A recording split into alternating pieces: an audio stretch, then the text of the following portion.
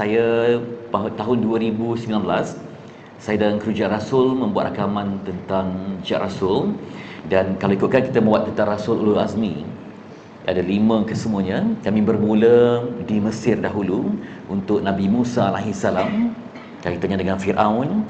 Kemudian kami ke Sani Urfa dan Cizre yang terdapat di Turki untuk melihat peninggalan Nabi Nuh alaihissalam dan juga Nabi Ibrahim alaihissalam. Kadang-kadang kita melihat tentang kisah Nabi ini, bimbang-bimbang juga ada saduran cerita rakyat, tetapi tidak ada hujah yang tepat daripada pemikir Islam tentang fakta-fakta ya. Kadang-kadang cerita setempat tu telah pun dicampur adukkan.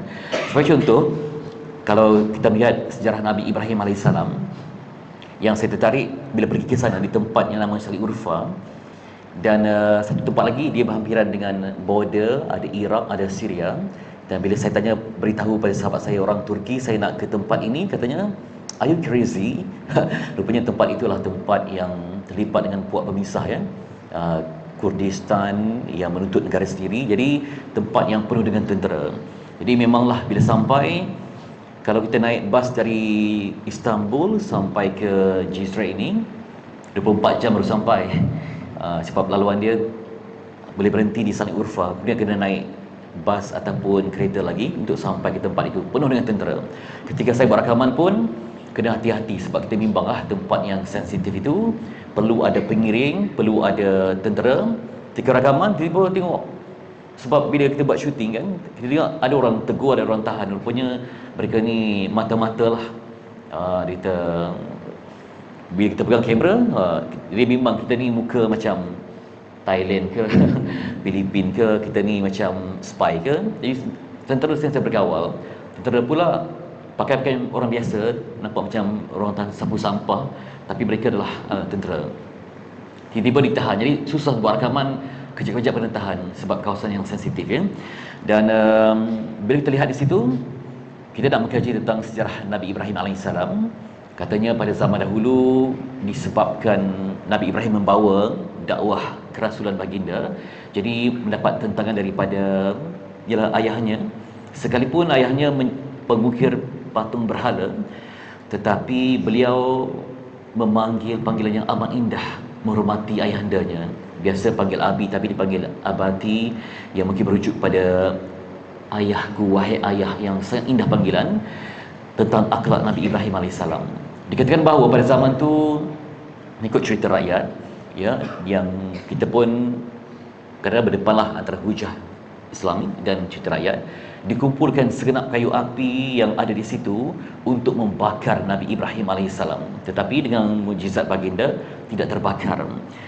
Dan dikatakan, ini cerita lain, cerita rakyat, disebabkan itu kayu api telah dikumpulkan sehingga kan kalau ada burung nak melintas, tak dapat untuk melintas kerana api terlalu marak menjulang.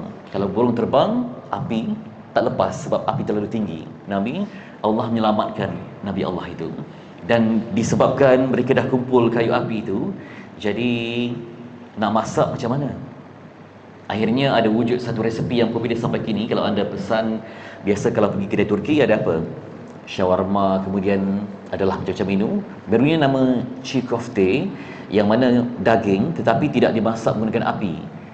Katanya pada zaman dahulu disebabkan tak ada kayu api, masak menggunakan ais dan rempah ratus saja. Jadi saya pun mencubalah. Jadi memang tak rasa hangit ke apa semua, tak rasa daging sebabkan dibakar menggunakan rempah, kemudian limau apa semua. Begitu kisahnya. Dan di situ ada satu rumah yang saya kira sebesar surau ini. Saya pun pelik ketika nak pergi tugasan tu, kenapa tiap-tiap pagi saya pasal lepas subuh ramai orang yang berbaris, tapi berbaris ni nampak macam naif lah, nampak macam kategori yang compang camping, nampak macam makcik tua yang uzur, nampak orang pakai tongkat tak ada kaki. Saya tanya lah kak, sebab hari pertama saya ingat kan normal, tapi bila dah masuk hari ke-7 saya pun pelik, siapa mereka ni? Rupanya di situ dah rumah makan percuma yang boleh sajikan makanan untuk 10,000 orang selama setiap hari, tak pernah berhenti sejak dikatakan puluhan tahun yang lalu. Saya pun, patutnya cerita tu tak ada dalam cerita Jejak Rasul, tapi saya tengok Ini perlu jadikan konten ni.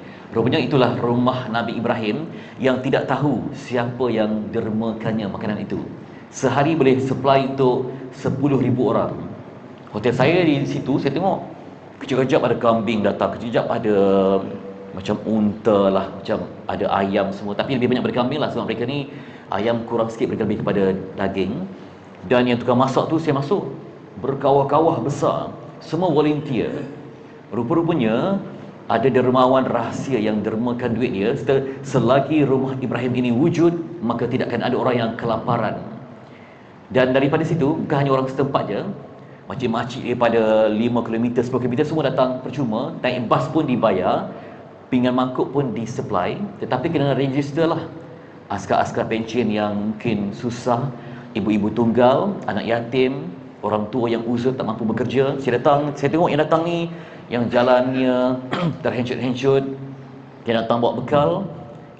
Dia kata sepanjang dia hidup, dia tak pernah lapar sebab adanya rumah Nabi Ibrahim AS. Mengambil inspirasi Nabi Ibrahim yang sangat pemurah. Bila saya nak tembual, nak interview owner, dia kata no owner, dia kata tak ada pemilik. Sebab di sini semuanya pembelinya, pembekal dananya rahsia. Mereka hanya ingin menumpang saham akhirat.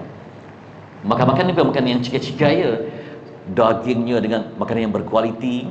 Jadi yang bila sedut yang datang orang miskin ni, mereka datang macam kadang-kadang tu macam kelang kabut, rupanya untuk makan 10 orang, anak-anak dia, cucu dia, sampailah ke malam. Datang pagi macam selepas subuh ni, makanan untuk tengah hari, petang, malam, takkan kelaparan. Esok datang lagi. Tiket bas untuk datang tu semua akan dibayar. Ramailah. Saya rasa saya sampai terlupa keindahan Sani Urfa tu sebab terpaku dengan rumah Nabi Ibrahim AS ini.